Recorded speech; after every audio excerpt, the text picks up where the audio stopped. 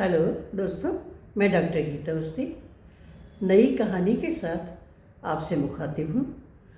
दोस्तों, प्रेम की परिभाषा बहुत ही गहन है। हम प्रेम के हज़ारों रिश्तों में बंधे हैं और प्रेम करते भी हैं, लेकिन सचमुच प्रेम क्या है ये हम नहीं जानते। इसी तथ्य को लेकर ये कहानी गढ़ी गई है। प्रस्तुत करती हूँ आपके सामने कहानी प्रेम की परिभाषा। श्वेता का मन अंदर से भीगा भीगा सा था। वो कोई फैसला नहीं ले पा रही थी। वो ऐसा कहना चाहती थी पर संभव नहीं हो पा रहा था। उसने बार बार फैसला लेना चाहा, मन को समझाना चाहा कि अगर कहीं कोई गलत फहमी हुई है तो उसे हुई है, शेखर की तो कोई गलती नहीं है। फिर वो उस पर दोषारोपण क्यों कर रही है? 2 वर्ष पूर्व जब शेखर से उसका परिचय हुआ था, वो कितनी खुश थी। सिने जगत का उभरता हुआ कलाकार था वो। एक कार्यक्रम में उससे औपचारिक मुलाकात हुई थी और उसकी रिक्वेस्ट पर उसने अपना पर्सनल नंबर भी उसे दे दिया था। श्वेता उसके बाद से उसको कभी कभी फ़ोन करती रहती थी और वो उसे रिस्पॉन्स भी करता था, लेकिन वो उसे अपने आप फ़ोन कभी नहीं करता था। शायद श्वेता इतने दिनों तक इस बारीकी को समझ ही नहीं पाई थी और न जाने क्या क्या सपने संजोने लगे थे। सपनों का ये 2 वर्ष न जाने कैसे बीत गए थे। उसने अपनी ज़िंदगी के लिए कहानी रच ली थी। जब घर वालों ने श्वेता पर जोर डाला था शादी के लिए, तब उसने शेखर के सामने प्रस्ताव रखा था। शेखर ने जैसे चौंक कर कहा था, शादी शादी की बात तुमने सोची भी कैसे? मैं तो न जाने कितनी लड़कियों से बात करता हूँ, तो क्या सभी से मैं शादी कर लूँगा? और जहाँ तक मुझे याद है, मैंने तुमसे कभी प्यार भरी बातें तो की ही नहीं। हमारे बीच औपचारिक बातचीत ही होती रही है। मैं तुम्हें सिर्फ अपना फैन मानता रहा हूँ। अगर तुमसे बातचीत करने के लिए मुझे पहल करनी हो तो मेरे पास बातचीत के लिए कुछ नहीं है। मैं सिर्फ और सिर्फ तुम्हारी बातों का जवाब देता रहा हूँ। श्वेता ने गहराई से सोचा था तो उसे भी लगा था कि शेखर ठीक कह रहा है। गलती तो उसकी थी। हर लंबी औपचारिक बातचीत का अर्थ प्यार तो नहीं होता। गलत फहमी उसे हुई है तो भुगतना भी उसे ही पड़ेगा। उसे याद आया था कि उसने शेखर से एक बार मिलने का आग्रह किया था। बार बार कहने पर वो मिलने आया था। उसके चेहरे पर कोई शर्मिंदगी या पछतावा नहीं था। श्वेता जमीन की तरफ देखते हुए पार्क में बैठी रही थी।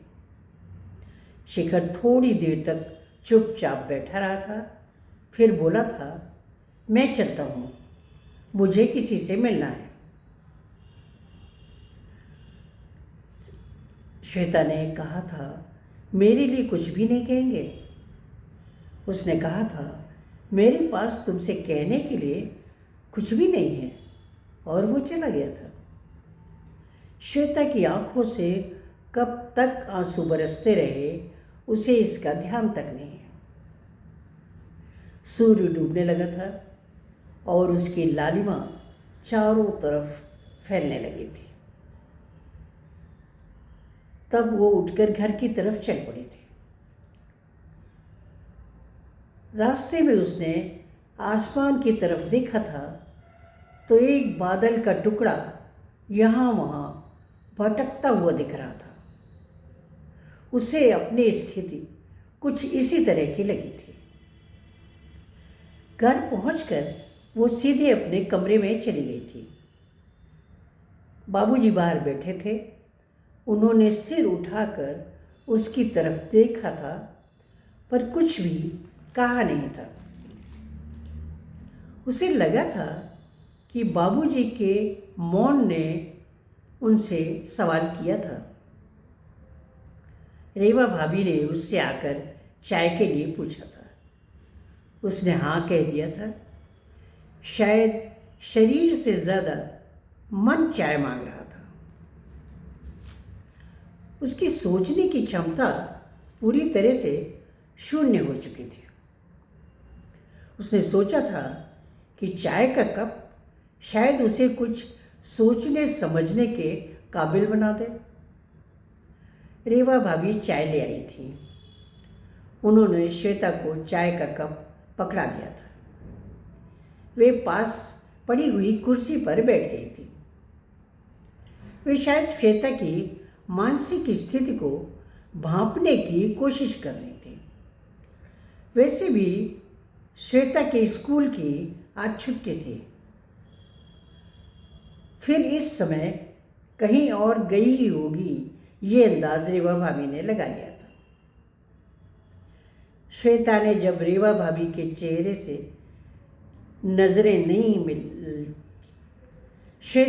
रेवा भाभी से नज़रें नहीं मिलाईं तो वे उठकर जाने लगी थी। बोली थी, किचन में कुछ काम पड़ा है, निपटा लेती हूँ। श्वेता ने चाय पीकर कप रख दिया था। खटाक की आवाज़ हुई थी, जैसे कि श्वेता का अंतर्मन कराह उठा हो। श्वेता ने तकिए का सहारा ले लिया था और पलंग पर पैर पसार लिए थे। ढेरों प्रतिबिंब बनते बिगड़ते जा रहे थे। वो हर प्रतिबिंब से बचना भी चाहती थी और सामना भी करना चाहती थी। बड़ी अजीब स्थिति थी उसकी। पिछले 2 सालों से वो एक लंबा सपना देख रही थी, जिसमें सपनों की फुहारें थीं, मौसम की तरावट थी, पर अचानक जैसे वो रेगिस्तान में आ गई थी। रात को खाने के लिए उसने मना कर दिया था। फिर भी रेवा भाभी थाली परोस लाई थी। उसने खाने से मना कर दिया तो भाभी ने कहा था, श्वेता दीदी, मैं आपसे कुछ नहीं पूछूंगी, पर मैं जानती हूँ कि आप परेशान हैं। दीदी, परेशानी को खाने के साथ मत जोड़िए। उसने तो आपको ये परेशानी नहीं दी ना। देखिए क्या क्या लाई हूँ। हरे चने का निमोना बनाया है और ज्वार की गरम गरम रोटी। कहकर उन्होंने श्वेता के मुंह में गरम गरम रोटी का टुकड़ा डाल दिया था। श्वेता की आंखों में आंसू आ गए थे। रेवा भाभी को वो आज तक पहचान ही नहीं पाई थी।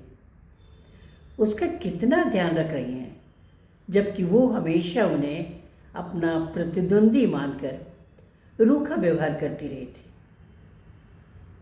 सच कहा जाए तो रेवा भाभी बाबूजी, अम्मा, दोनों भाइयों का, सभी का बहुत ध्यान रखती हैं। ऐसा लगता है कि उन पर घर का हर सदस्य आश्रित है।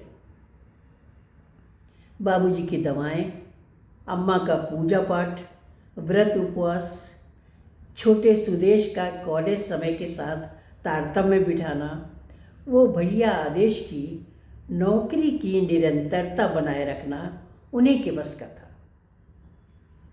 श्वेता के स्कूल समय का ध्यान रखकर समय पर टिफिन देना भी उन्हीं का काम है।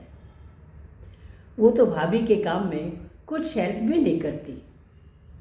श्वेता को याद आ रहा था कि कुछ दिनों से रिश्ते के लिए बात चलाई जा रही थी और भाभी भी उसमें हिस्सेदार रहा करती थी। उसने रेवा भाभी से कह दिया था कि वो अपनी मर्जी से शादी करेगी। वो हर बात में अपनी टांग अड़ाने की कोशिश न करे। रेवा भाभी का चेहरा उतर गया था, पर उन्होंने बस इतना ही कहा था, श्वेता दीदी, फाइनल तो आप ही करेंगी। श्वेता के विचारों की लड़ी बनती ही जा रही थी। एक बार कुछ लोग उसे देखने आने वाले थे। रेवा भाभी ने नाश्ते की लिस्ट बनाकर अम्मा को दिखाई थी। अम्मा ने तो अप्रूव कर दिया था, पर उधर से गुजरते हुए श्वेता ने लगभग चीखते हुए कहा था, ये सड़ा सा नाश्ता नहीं चलेगा। आप हर बात में अपनी टांग मत अड़ाया करिए भाभी, मैं देखूंगी उन्हें क्या देना है। हालांकि अम्मा ने उसे डांटा था, पर भाभी चुपचाप चली गई थी। उस समय भी श्वेता ने सोचा था कि लड़के वालों से किसी न किसी तरह से मना करवाना है, और ऐसा हो भी गया था। उनके सामने जाने पर उसने अपनी आँख भेदी सी बना ली थी, और लड़के की बहन ने ही मना कर दिया था। वैसे रिश्ता अच्छा था, लड़का शासकीय नौकरी में अच्छे पद पर था। रात बीतती जा रही थी, परंतु श्वेता की आंखों में नींद नहीं थी। रह रह कर श्वेता की आंखों में आंसू बरसते जा रहे थे। कभी कभी वो तकिए में मुंह दबाकर रुलाई रोकने की कोशिश करती थी। वो अपने आप को कोसने लगती थी कि इतनी बड़ी गलतफहमी उसे कैसे हो गई। वो छोटी बच्ची तो नहीं है। एक छोटी बच्ची को भी इस बात का एहसास होता है कि सामने वाले की निगाहें कैसी हैं। फिर उससे इतनी बड़ी भूल कैसे हो गई कि वो एक दोस्त या प्रेमी में फर्क नहीं कर पाई। शेखर ने तो उसे दोस्त भी नहीं माना था, सिर्फ और सिर्फ फैन माना था।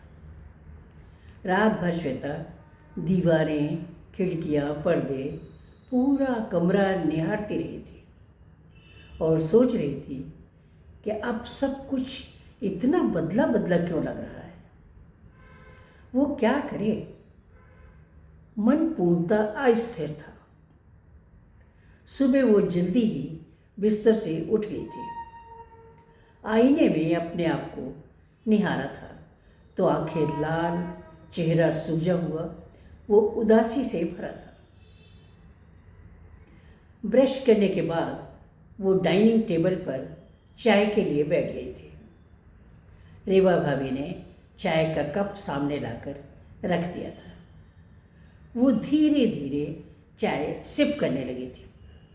रेवा भाभी ने कहा था, श्वेता दीदी, आपकी तबीयत ठीक नहीं लग रही है, स्कूल से छुट्टी क्यों नहीं ले लेती। उसने कहा था, हाँ ले लूँगी, ठीक नहीं लग रहा है। वो उठकर आंसू रोकने का प्रयास करते हुए अपने बेडरूम में चली गई थी। दोपहर को रेवा भाभी उसका खाना कमरे में ही लेकर आ गई थी। श्वेता ने थोड़ा बहुत खाना खाया था और फिर धीरे से थाली सरका दी थी। खाना खाने के दौरान भाभी वहीं बैठी रहती थी। श्वेता का मन सोच रहा था कि भाभी भी किस चीज़ से बनी है। दिन भर सबकी सेवा करती हैं, चाहे कोई उनको कोई जवाब दे या न दे, एक मुस्कान की चाहत भी नहीं रखती। वो लगातार हर किसी की ज़रूरत का ख्याल रखना और मुस्कुराते हुए दिन भर अपना काम करना। सचमुच उसका ध्यान इस तरफ कभी क्यों नहीं गया। खाना खाने के दौरान भाभी वहीं बैठी रही थी। फिर थाली उठाकर धीरे से पूछा था, अगर आप कहें तो आज रात मैं आपके कमरे में सो जाऊं। श्वेता ने अनमने मन से हाँ कह दिया था। शायद इसलिए भी कि पिछले दिनों वो रेवा भाभी के साथ कई बार बहुत बुरा सलूक कर चुकी थी। सब काम निपटाकर रात को रेवा भाभी कमरे में आ गई थी। उन्होंने एक छोटा सा पलंग श्वेता के बगल में डाल दिया था। श्वेता चुपचाप लेटी हुई छत निहार रही थी। अचेतनता में उसकी आंखों के कोरों से अश्रु बहते जा रहे थे। रेवा ने श्वेता की आंख के कोरों से धीरे से आंसू पोंछ दिए थे और उसका पलंग पर पड़ा हुआ हाथ पकड़ लिया था। अचानक श्वेता ने पलटकर रेवा भाभी के सीने में मुंह छुपा लिया था और खूब फपक कर रोने लगी थी। रेवा धीरे धीरे उसकी पीठ सहलाने लगी थी। दोनों के बीच नीरव शांति छाई हुई थी। सिर्फ श्वेता की सिसकियां गूंज रही थी। थोड़ी देर बाद श्वेता शांत हो गई थी और उसने रेवा भाभी को आदि से अंत तक सब कुछ बता दिया था। रेवा ने श्वेता से कहा था कि अगर एक बड़ी बहन छोटी बहन को कोई मशवरा दे तो उसे बुरा तो नहीं लगेगा। श्वेता ने ना में सिर हिला दिया था। रेवा ने धीरे से कहा था, बहन, ये उम्र ऐसी ही होती है। कभी कभी मंजिल मिल जाती है, कभी नहीं मिलती। एक सी दोनों की हालत हो ज़रूरी तो नहीं। प्यार देने या लेने की चीज़ नहीं। प्यार त्याग मांगता है। ज़रूरत हो तो बलिदान पे। मुरारी बापू ने कहा है, प्रेम करो, फरियाद मत करो, बस याद करो। श्वेता दीदी, प्रेम हमेशा से ही ऐसा निभाता आया है। कृष्ण राधा का प्रेम देखिए। राधा कृष्ण में हो गई और कृष्ण राधा में, मगर दोनों ने सिर्फ बलिदान और त्याग किया, क्योंकि समय काल वो परिस्थितियों की यही मांग थी। अगर ऐसा न होता, कृष्ण राधा को छोड़कर ना जाते, तो द्वारिका का सिंहासन कौन संभालता। प्रेम में हर जगह त्याग मांगा है, चाहे वो यशोदा का कान्हा के प्रति प्यार हो। यशोदा ने अपने दिल पर कितना बड़ा पत्थर रखकर कान्हा को विदा किया होगा। कृष्ण का तो पूरा जीवन त्याग में है, जबकि उन्हें प्रेम का देवता माना जाता है। परिवार के सदस्यों का प्रेम छोड़कर बेटी भी तो दूसरा घर बसाने जाती है। मैं भी तो इस घर में आ गई हूँ और अब यही मेरा घर है। मैं घर के हर सदस्य से प्रेम करती हूँ और सब मुझे। वैसे एक बात मानेंगे मेरी? श्वेता ने सिर हिला दिया था। रेवा ने कहा था, कानपुर में जहाँ रिश्ते की बात चल रही है, वहाँ के लिए हाँ कह दीजिए। ना कहने का अब कोई कारण नहीं है और आप शेखर को भूल भी पाएंगी इसी तरह। समय तो लगेगा, लेकिन घाव भर जाएगा। रेवा भाभी ने चलते चलते पूछा था, मैं माँ जी को आपकी सहमति बता दूँ? वो लोग तो पहले से ही तैयार हैं। श्वेता ने सिर हिला दिया था, पर 2 बूंद आंसू उसकी आंखों से टपक पड़े थे। आज रेवा भाभी उसे अपनी सबसे बड़ी गुरु लग रही थी और श्रद्धा से वो रेवा भाभी के प्रति भरी जा रही थी। आज श्वेता अंकुर व दीप के साथ खुश है। कभी कभी शेखर की याद तो आती है, पर उदासी नहीं लाती, क्योंकि वो प्रेम की सच्ची परिभाषा समझ गई है। नमस्कार।